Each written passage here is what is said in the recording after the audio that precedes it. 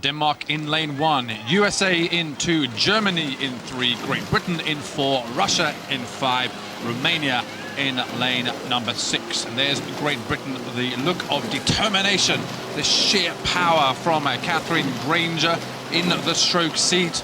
They're sat in the middle in lane number 4, coached by Paul Thompson, and already just slightly down because on their left in lane 5, Russia have taken a slight advantage, as to Germany in lane number 3. Well, if you're going to grab it, you have to grab it now. You can't afford to be slipping in this race. This is the women's quadruple scull, our final, and it's one of the fastest boats out there on the water. Alongside me, Gillian, Lindsay, eagerly awaiting this final race, because it is the final race of the 2006 World Cup Series before all these crews head off in their final preparations. And Gillian, your first views really on the early part of this final. Great Britain slightly down. They've never been consistent with the start. You know, in Poznan 3 weeks ago, they had quite a bit of work to do on that first half. They did it. By the time they got to the final in Poznan, they had sorted it all out. I was just looking at the really impressive lineup when the camera was panning right down the Great Britain boat. Catherine Granger's shoulders are so broad. She sits so tall. You can't even see Frances Houghton, who sits behind her at 6'4". I love that picture there. And they have set such a tempo in this event already in the season. Stroke for stroke, Germany and Great Britain go through the 500-meter mark. There, we're just looking at Russia in lane number 5. Look, two things. Look at the course, the water that they're going down, and the technique here, reasonably tight. The blades, 8 blades, bang in and out together. You know, this is just what I was saying. It's such a contrast in styles between this girl's looking out all over the place, her shoulders are moving around. I mean, that, if I was sitting behind her, I'd be really annoyed that she's not concentrating on the job in hand, which is to get from the course, from the start to the finish, as quick as possible. And, you know, whoever you reel in, it doesn't really matter as long as you get. I mean, she's all over the place. She's making it look so uncomfortable and so difficult as well. Slowly, surely, Great Britain now start to creep out. They've got about a canvas, a little under 6 feet lead now on Germany in lane number 3, and they're through 750 meters. Fantastic water. It's just glorious, glorious water. It's the lake of the gods here on the Rotsee. It's the home of, the spiritual home of international rowing. Every single cox, sculler and rower loves to perform here, and Great Britain now starting to perform again. They're easing out to a quarter of a length lead as we come up to the halfway mark. Great Britain wearing the yellow jerseys because they won at Munich and they won at Poznan. They're the current World Cup leaders. Well, Germany just seem to be clinging on to them that bit harsher than they probably were expecting.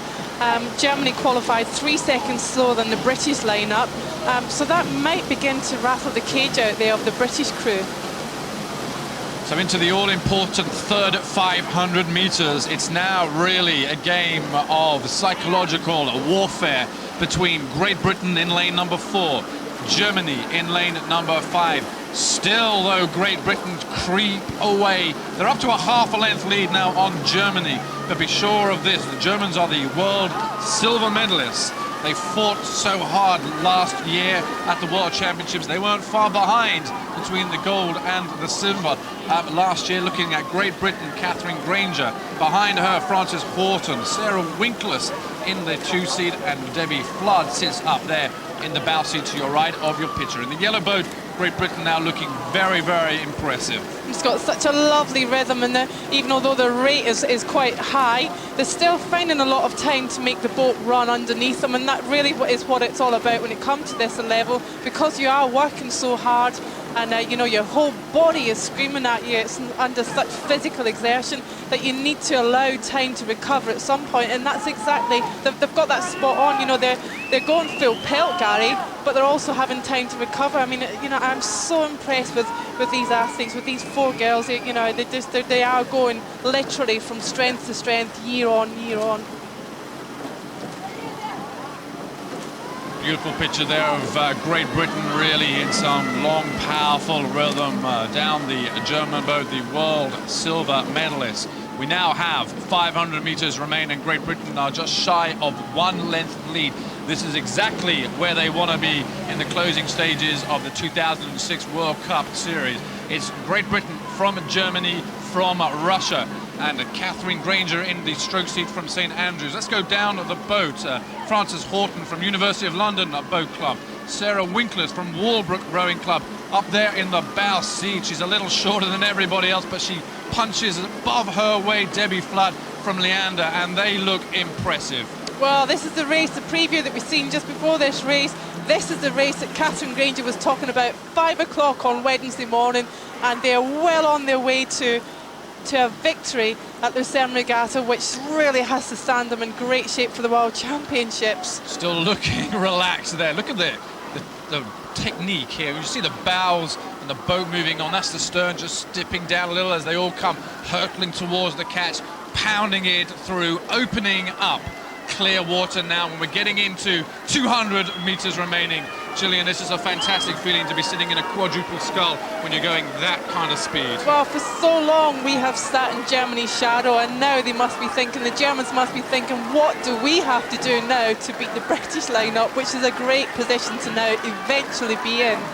Perfect technique. This is a perfect quadruple scull. It's the women's quadruple scull. It's the closing stages, and they've done absolutely everything right. They may well be the Olympic champions in waiting. Who knows, 2 years to go, but they're doing absolutely everything right. They're through, they're comfortable, they're a length up. Great Britain then win here at Lucerne, and they're looking fabulous. Well, the times show it all. It's impressive. Great Britain ahead of Germany and Russia in bronze medal position. The gold medal in the women's quadruple scull goes to Great Britain. And well, perhaps their finest row yet.